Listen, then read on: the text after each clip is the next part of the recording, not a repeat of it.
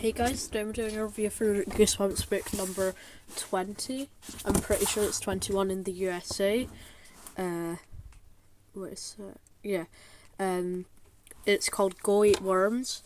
You can read the back if you want to, but basically this book is about this guy called Todd, and I'm pretty sure you're meant to find him unlikable, because he's like really obsessed with worms, but he like tortures them. He cuts them in half and everything. And I think at one point he says that worms can't feel pain, but from what I know, I'm pretty sure that's not true. Yeah, I'm not even sure if he says that. I might be getting mixed up with something else there. But yeah. And there's a school science fair, so he's making a project on his worms. He's making a full house thing, which I thought was pretty cool. And I forgot to mention, my past few reviews have been spoiler reviews, though I'm going back to starting off no spoilers and then ending it with spoilers, but I'll tell you when it gets to the spoiler part.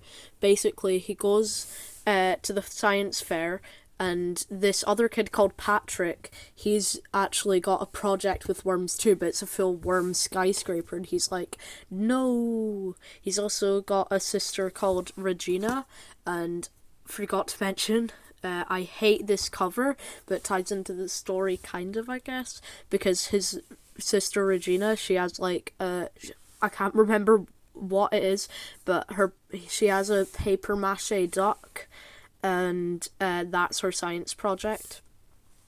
He puts worms in it, and yeah, everything goes wrong, and yeah, can't remember, I think some random kid wins the science fair thing. Anyway, so that's pretty much the start of the book, but eventually he starts seeing worms everywhere, and you're like, oh, what's happening? Why is there worms everywhere? Is this the worms trying to get revenge on him?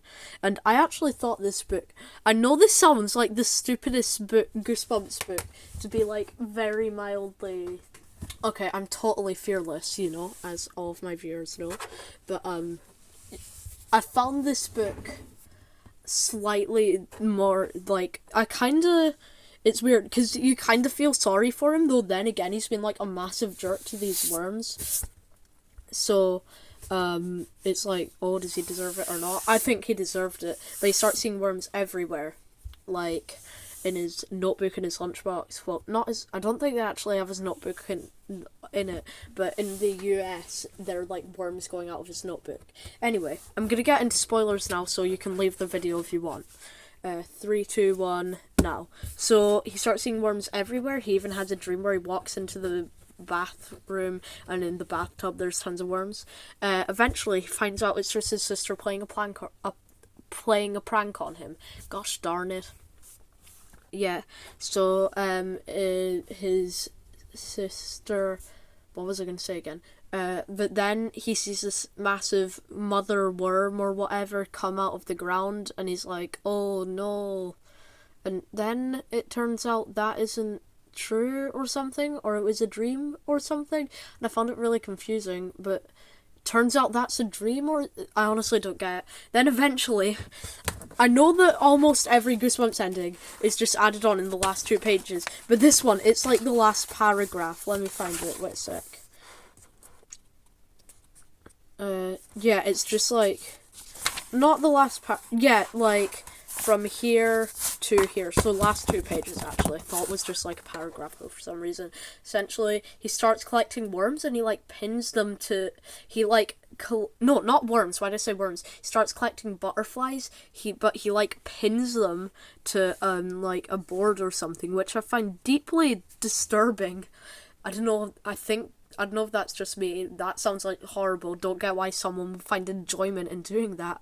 And then a massive butterfly comes in with a pin, and then it ends. That's it. I'd give this book like probably a 6 or a 5 out of 10. I've been like pretty critical on Goosebumps books lately. I've read I'm gonna read Attack of the Mutant though. I'm gonna try and read all of that today, because I've been on a streak where I read a Goosebumps book every day.